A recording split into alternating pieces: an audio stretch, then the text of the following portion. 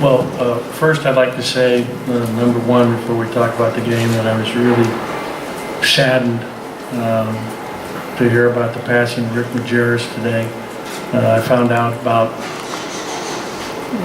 6 o'clock, quarter to 6, from one of my assistants.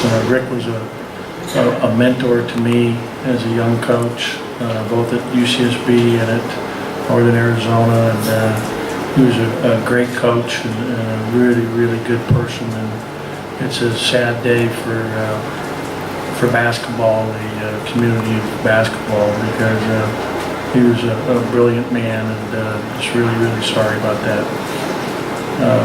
In terms of the game tonight, I thought that the first half, we did a good job with our zone for the most part. We had, I think, 10 turnovers at halftime, or 9 turnovers at halftime. Our struggle offensively in the first half, we didn't handle their switching of the ball screens very well.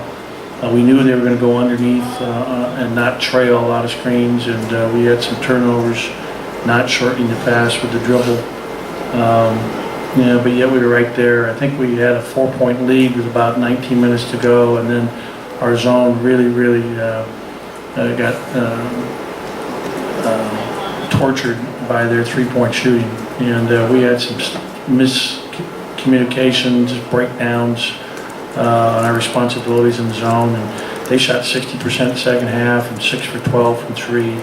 Obviously, it's a very good San Diego State team. You can see why they're picked to win their conference, and they've been so good the last couple of years. They had obviously a great crowd support here. It was like playing a road game wearing a white jersey, which you don't do too often. And you got to credit their fans and their team for the outstanding game that they played tonight. They were very, very good. And I thought obviously Thames and Franklin were especially good today. And they're veteran guys. They have veteran players, and they played like a veteran team.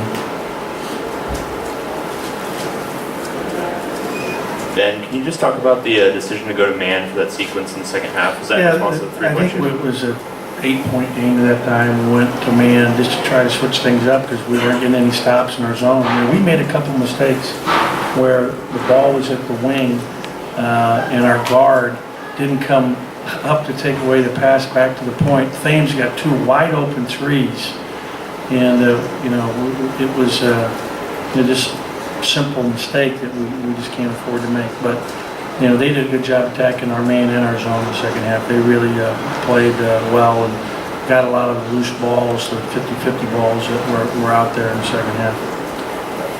Ben, for Shabazz, for a young team, it was your first game, kind of in a hostile environment, also playing a ranked team. How do you feel you guys kind of responded, particularly late down the stretch?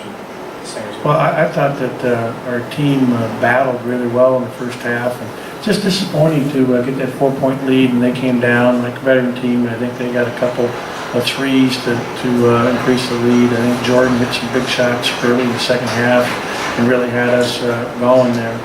And again, you got to credit their poise, the way they handled our surge at the beginning of the second half. Yeah, it was definitely a hostile environment for us, and you got to credit their fans for coming up and supporting them. And Shabazz, I believe, second one for you. Just on, it's your guys' first kind of test against a ranked team, also a hostile crowd. You're a young team. Just how you feel like you responded? Yeah, I mean, it was hard to play out there. I mean, a lot of the crowd was erupting, and it was just difficult to play in. And they played really well tonight, the San Diego State team, and their fans went out with a bang, and they really did good.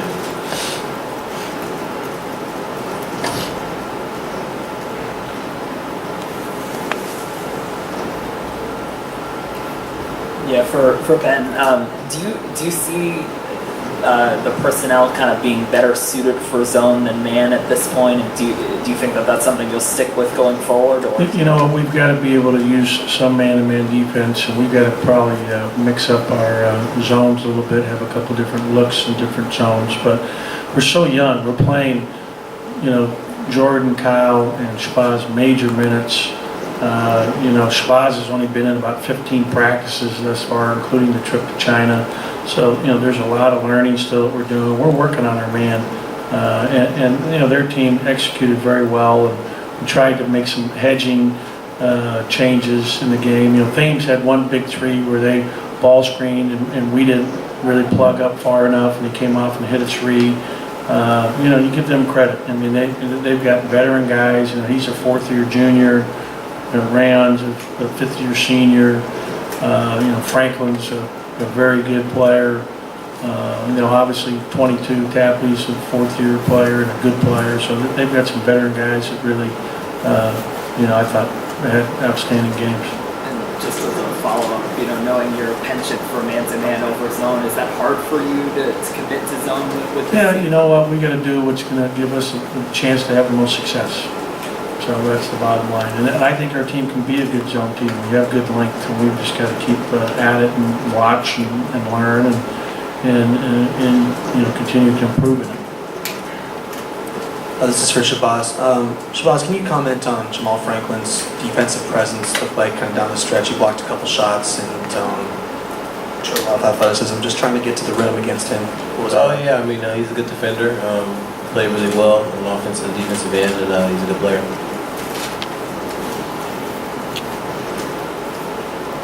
Any further questions?